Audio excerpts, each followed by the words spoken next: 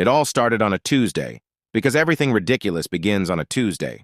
Margaret Maggie Flitz, a 34-year-old receptionist with a love for cheese toasties and obscure sci-fi trivia, was having a perfectly normal day. That is, until she tripped over an alien device in her driveway while dragging the bins out. The device was roughly the size of a toaster, but glowed like a disco ball on a caffeine high. It hummed softly, as though it were considering how best to communicate with this primitive biped. Maggie naturally poked it with a stick. "Hello? Are you going to explode? Or is this one of those government drone things sent to spy on me because I was looking up on Google how to be off the grid and self-sufficient?" she asked, feeling vaguely disappointed when it didn't immediately answer. Instead, the device emitted a high-pitched ding, much like a microwave, before projecting a holographic alien in her front yard. The alien was blue, had 6 eyes, and wore something that looked suspiciously like a Hawaiian shirt. "Congratulations, human," the hologram said, beaming at her. "You found a Crexolian omni-manipulator, the universe's most advanced, multifunctional, pan-dimensional gadget. Use it wisely, and keep this between us. Don't want your pesky government poking around." Before Maggie could ask what the hell an omni-manipulator was, the hologram vanished, leaving her with what looked like an alien Swiss Army knife from a parallel dimension. For 2 whole hours, Maggie fiddled with the device, pressing every button and twisting every knob. At first, it did mundane things, made her tea, which tasted suspiciously like licorice, reorganized her spice rack alphabetically, and briefly opened a wormhole in her bathroom. It sucked up her shower curtain, but nothing else, thankfully. Then she hit the jackpot, the tingle button.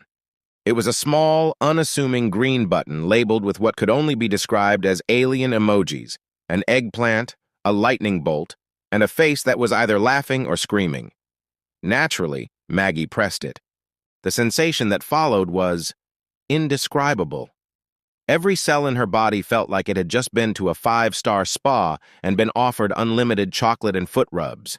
It was like every good thing in the universe had been condensed into a single glorious tingle. "Oh my God," Maggie whispered, her eyes wide. This is better than cheese toasties." Maggie wasn't sure if she should be responsible with this power. Could the device end world hunger? Probably. Reverse climate change? Maybe. Create world peace? Certainly. But first, she decided, it was going to make her Friday night spectacular. She invited her best friend Linda over for an impromptu tingle party. Linda, skeptical as ever, brought a bottle of wine and a healthy dose of cynicism. "This better not be another one of your weird contraptions, Maggie," Linda said, plopping onto the couch. "Last time you made me try that DIY face mask, I broke out for a week." "Trust me," Maggie said, grinning as she handed Linda the device. "Just press the green button." Linda pressed it. Her eyes widened. She sank into the couch like a deflated balloon. "Holy crap, Maggie, this is incredible. It's like if champagne bubbles were feelings." "I know, right?" Maggie said, already pressing the button again for her second dose. Things escalated quickly. By Saturday, Maggie had monetized the device, offering tingle sessions in exchange for wine and snacks. By Sunday, the entire neighborhood knew about it. By Monday, the entire planet knew about it. Unfortunately, the Crexolians, the inventors of the Omni-Manipulator, also found out. They were less than thrilled. A Crexolian battlecruiser appeared in Earth's orbit, broadcasting a message across every screen on the planet. The same 6-eyed alien in the Hawaiian shirt appeared, looking decidedly annoyed. "Earthlings, you were warned to use the Omni-Manipulator wisely. Instead, you've turned it into a glorified pleasure machine. This is a violation of Crexolian ethics and intergalactic law." Maggie, watching the broadcast from her living room, shrugged. "I mean, it's not just a pleasure machine," she muttered. "It also folds my laundry." As the Crexolians prepared to confiscate the device and possibly vaporize Earth for good measure, Maggie had an idea. She grabbed the Omni-Manipulator and marched straight into the holographic projection of the alien commander. "Listen here, buddy," she said, pointing the device at the alien. "Before you blow us up, have you actually tried the tingle button?" The alien hesitated. Well, no. Krixolians don't typically indulge in such frivolities. Maggie smirked. One press.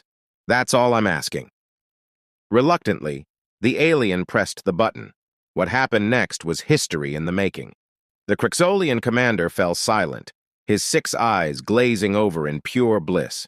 He floated an inch off the ground and let out a sound that could only be described as a purr. By the stars, the alien whispered. This is transformative. And just like that, the Krixolians called off their invasion. Instead, they signed a galactic trade agreement, licensing the Tingle Button to every sentient species in the universe.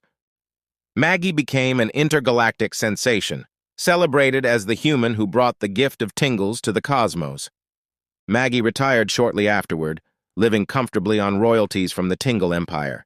She spent her days eating cheese toasties, lounging in her tingly recliner, and occasionally opening wormholes just to see where they went. As for humanity, it finally had its priorities in order: food, tingles, sleep, and laughs. Because in the end, isn't that what life's all about?